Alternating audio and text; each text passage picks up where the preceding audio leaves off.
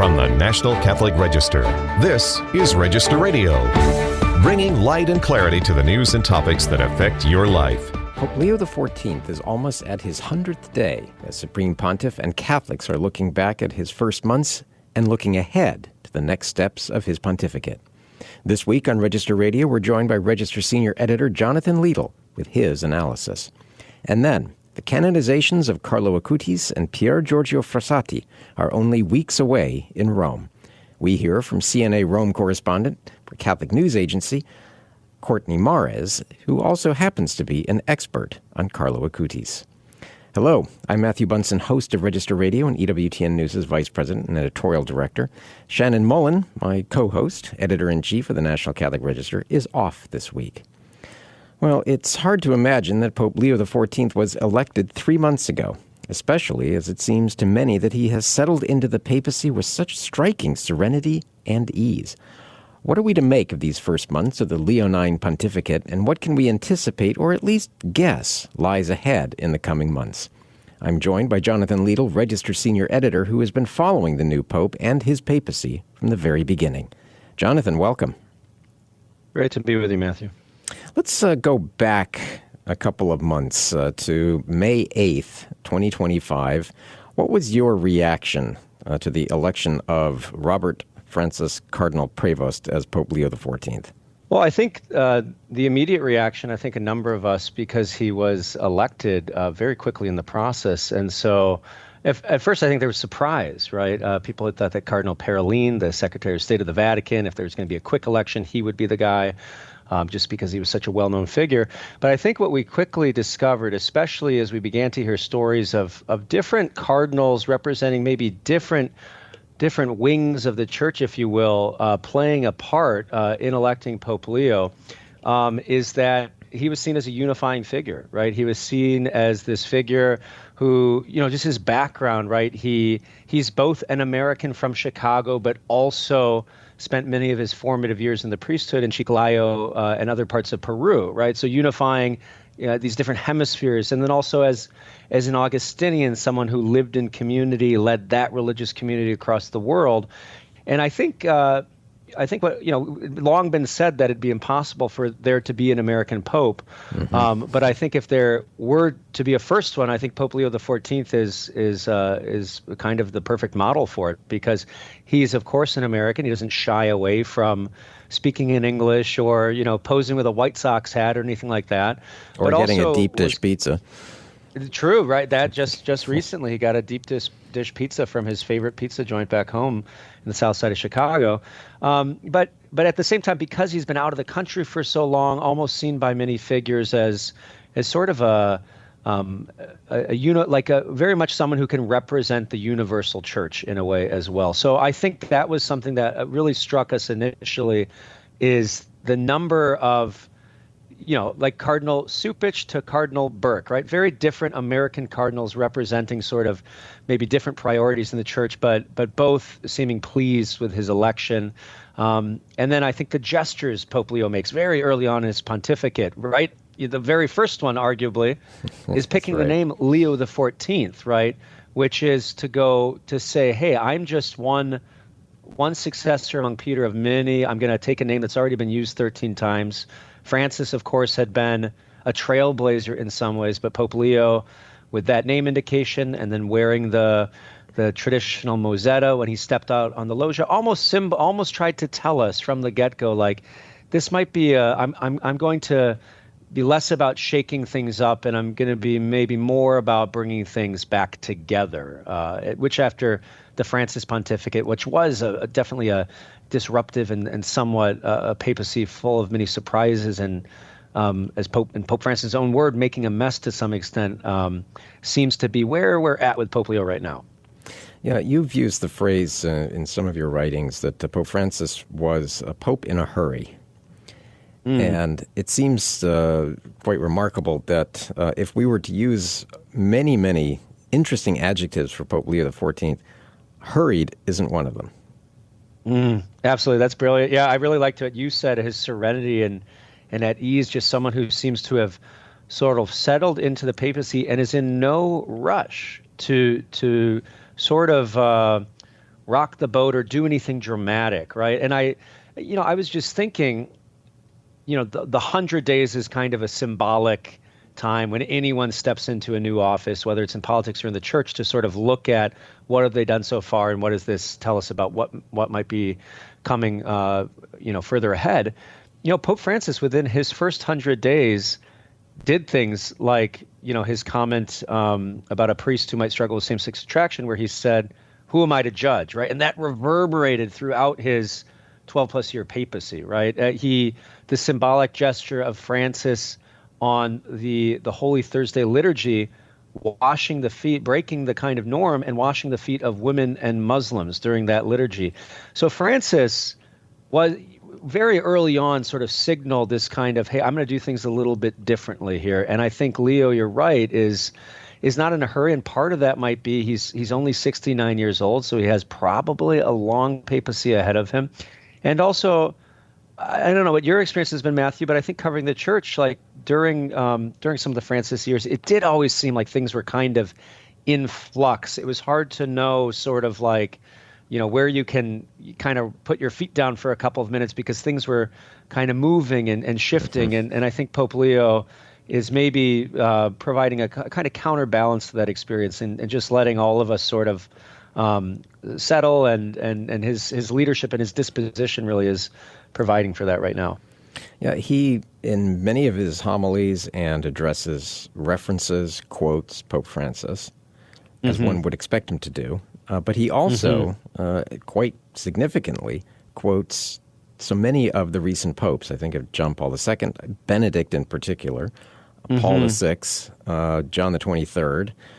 How important does it seem to you that he is stressing this continuity? Yeah, I think it's important for a number of reasons. I think one of them, something that happened with Pope Francis, if you looked at some of his encyclicals or his major speeches, a pattern was that they often didn't reference popes who had come right before him all too often, or at least not as much as had been typical with an encyclical. Like oftentimes when a papal encyclical comes along, there's a great attempt to sort of show how, hey, I'm the Pope now and I'm saying this right now, but it's really I'm pulling together what's already been said and presenting it. Francis somewhat went away from that. So I think for Leo to return to that, it's what I would say is one of these gestures that he's undertaking right now to really try to present himself as a pope for the whole church, right? And especially those who might have been sort of felt a little disenfranchised during the Francis pontificate, maybe more conservative or traditional Catholics. And between the liturgical gestures, the vestments he wears, the fact that he sings so beautifully, in Latin, the Regina Caeli, that he celebrates Mass with such reverence. There seem to be these gestures in those areas. You're right, in his speeches, in his addresses, kind of fusing together these past papacies to sort of say, hey, I'm not playing favorite, so to speak. And I think a real question will be, okay, are these gestures going to translate? What kind of concrete actions are they going to translate in terms of church unity? Because he hasn't made many major appointments in terms of who he wants to head different dicasteries in the Roman Curia, especially who he'll pick to succeed him as the prefect of the dicastery of bishops. His next encyclical, his first encyclical, we don't know for sure what it is yet. We don't know what he'll emphasize in his teaching ministry. So we at least have these gestures, and we'll see how they translate into maybe concrete unity building actions through his appointments or his priorities. Yeah, as you say, he's got some very interesting and important decisions coming up. The curial appointments, he's got a lot of his prefects who are going to be over 75. Some are approaching 80, so we're going to see a sea change. You have a lot of what the technical term is superannuated major dioceses and archdioceses around the world. I think, for example, in the United States, you have Chicago, you have New York, a number of other places. So those appointments are going to tell us a lot. And you also mentioned too, the other decisions that he's going to have to make, two that seem to be looming. The first is he going to do something on the traditional Latin Mass? There seems to be continuing controversy and division in the church on that. especially in a pontificate that's dedicated to unity. And then the other one that I want to talk to you about is synodality. We've had a few hints from him, but nothing that was really significant. Yeah. The cards are still close to the chest. I mean, what's interesting on the traditional Latin Mass front, I guess you're right. We have the restrictions of Traditionis Custodes, which were put in place by Francis, continue to be implemented in places like Charlotte, in places like Detroit. But then we have allowances being made in San Angelo, Texas, for instance, that they can still celebrate the traditional Latin Mass in the parish church. And then a really interesting thing happened just yesterday. Earlier this week, it was Cardinal Koch, who's the prefect of the Dicastery for Christian Unity. And he, in an interview, I think it was with German Catholic media, he said Pope Francis's approach to the traditional Latin Mass was very restrictive, and he hopes that Leo does something to open the door more. Now, why is that significant? It's significant because this is a prefect, right? Like a very high-ranking curial figure who didn't really speak out publicly like this during the Francis pontificate, but yet in the early days of Leo feels like he can kind of express this opinion. And so I think what we're seeing thus far is Pope Leo has not come in and sort of rescinded Pope Francis's restrictions, but he also hasn't come in, and it's not clear, at least, that he has demanded that they be enforced in the same way it appeared was happening in the latter years of the Francis pontificate. So I don't know, Matthew. I don't know which way he's going to go for sure, but right now, at least, he seems content to sort of let things play out at a local level without intervening too much. We'll see how sustainable that is in the long run, but we don't know. And I think on synodality, we certainly know that Pope Leo, I mean, on his very first address, right after he was elected Pope, he spoke of the church as a synodal church. So anyone who thought that synodality was not going to have a single moment after the Francis pontificate, I think the reality is that Pope Leo certainly appears to want the synodal process, which we have another 3-year phase culminating with a big Vatican event in 2028. Pope Leo seems to want that to continue. He speaks about synodality, but I think we don't know necessarily what synodality will exactly mean for him. And I think the fact that he's a canon lawyer and he will know what the canonical structure is, how the church is governed right now. I think if there are any changes, or if he says, well, no, we're not doing that kind of change, his background suggests that he'll sort of know how to maneuver that and implement it, maybe in a way that Francis was kind of more opening something up. But I think, again, we don't know exactly what Pope Leo, what his understanding of synodality is, or how he wants to move it forward in the church. So, well, I know we're all a lot going to be remains to be following seen. it. Yeah, exactly. We're going to be following it very closely, and I look forward to your additional reporting on this. Jonathan, a great conversation as always. Thank you, Matthew. Likewise. Well, you're listening to Register Radio here on EWTN Radio. When we come back, we talk with Courtney Mares, CNA Rome Correspondent, as Rome prepares for the upcoming canonizations of Blesseds Carlo Acutis and Pier Giorgio Frassatti. Stay tuned to Register Radio.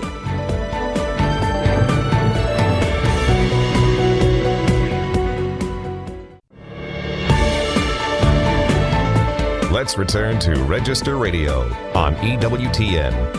And welcome back to Register Radio. I'm Matthew Bunson, your host. Flying solo this week, as noted. Shannon Mullen, the editor-in-chief of the National Catholic Register, and my co-host here, is off this week. Well, on September 7th, tens of thousands are expected in Rome for the canonizations of Blessed Carlo Acutis and Blessed Pier Giorgio Frassatti. How are the preparations going, and what do we need to know about these two extraordinary young saints? Well, we're joined by CNA Rome Correspondent Courtney Mares, who is also, happily, the author of Carlo Acutis, A Saint in Sneakers, a biography that I highly, highly recommend, especially in preparation for the upcoming canonizations. Courtney, welcome back to Register Radio. Thank you, Matthew. It's always such a joy to be here with you. Well, it's been such a winding road, hasn't it, to get to these canonizations. I know we're still some weeks off, but I do have the sense internationally that there is this growing excitement. Yes, definitely. There is so much excitement and anticipation leading up to this canonization. not only here in Rome, where it's greatly anticipated as the first canonization of Pope Leo XIV's pontificate, but also across the globe. We just had the Jubilee of Youth here in Rome, and I was speaking with young Catholic pilgrims from Australia to Latin America who have been eagerly awaiting this canonization. And it's also just been a joy to see in the years it's been leading up to this moment. We've seen both Carlo Acutis and Pier Giorgio inspiring new apostolates, new Catholic schools, new digital evangelization initiatives. I was just speaking with a young man who was on a Jubilee pilgrimage here to Rome, who told me that hearing the story of Carlo Acutis inspired him to start going to daily Mass for the first time in his life and to deepen his faith. And I'm just so excited to see how this canonization will be an opportunity for even more people to discover their stories and to be inspired. Yeah, both of them are really models for young people, but they're models for any Catholic, given that we hold up these saints as role models, however old or young you are. But is there a sense that, and we never want to make comparisons, but Carlo Acutis seems to be a little better known than Pier Giorgio Frassatti? Yeah, it seems that Carlo Acutis has really gone viral, which I don't think is a coincidence, given his aptitude for computer programming. And you imagine his intercession from above. He's been able to help spread his story and his witness to the real presence of the Eucharist in this kind of viral way on social media and online. And it's beautiful to see how digital communications that he loved are being used to spread the story of a saint. But I will say, during the Jubilee of Youth, I think more young people had the opportunity to literally encounter Frassatti. I was going to ask you about that. because his incorrupt body was brought from Turin, Italy, down to Rome, and it was available for veneration in his casket for the entirety of the Jubilee of Youth. So I wouldn't be surprised if we go into the canonization with more people recognizing Frassatti and his story as well. Yeah, that was a pretty extraordinary moment, wasn't it, in Santa Maria sopra Minerva? Especially, I've seen images, and I'm sure you were there, of that remarkable proximity of Pier Giorgio with the tomb of Catherine of Siena, both of them having those distinct Dominican ties. Yeah, literally his casket was placed just in front of the tomb of St. Catherine of Siena. And when I visited the Basilica of Santa Maria sopra Minerva, it was standing room only. I mean, it was completely packed with young people. And it was just beautiful to see. I did some interviews with some of the people who were there to pray. And there was a 16-year-old girl who told me, she was so visibly emotional. She's like, I got to touch, the casket of Pier Giorgio and to pray. And she said that was just such a powerful moment for her. Yeah, and talk about your own journey here. You are the author of a book on Carlo Acutis. This is, having attended some canonizations myself of saints who had a particular devotion and importance in my life, like Damien de Veuster and Kateri Tekakwitha, I've always equated it to feeling like you're going to their graduation. What has this been like for you, especially to know that this canonization is so close? Yeah, it's incredible for me.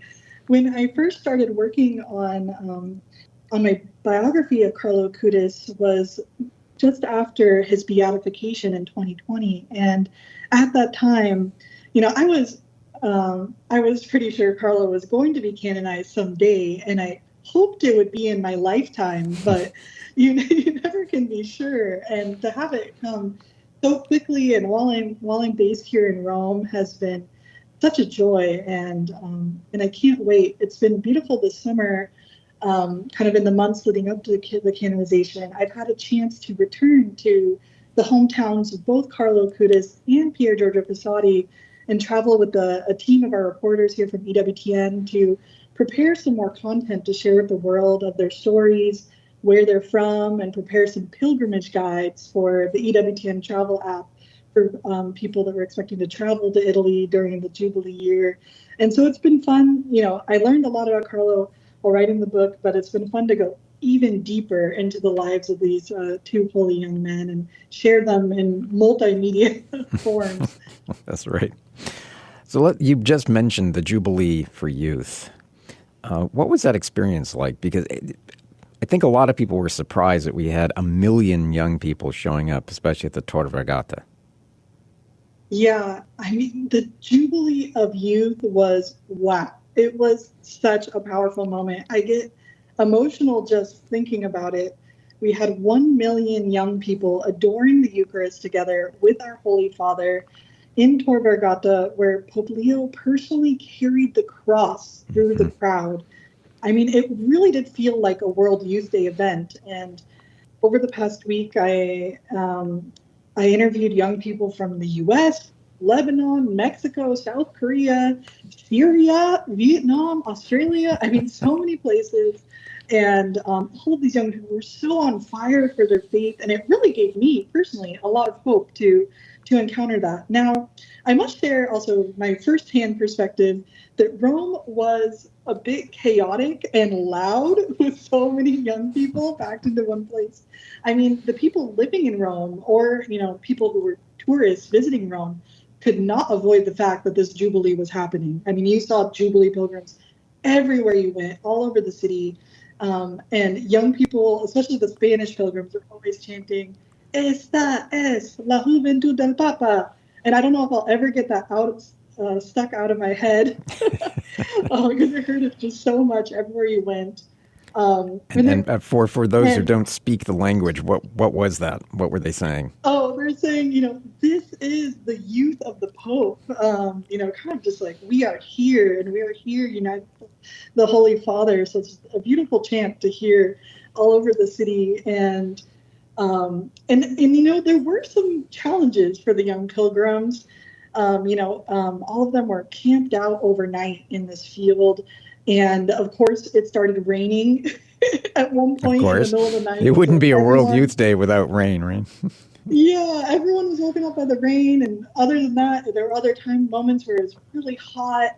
But that made it kind of part of that penitential aspect of the pilgrimage. But there were just also a lot of opportunities for prayer amid the chaos of the large crowds.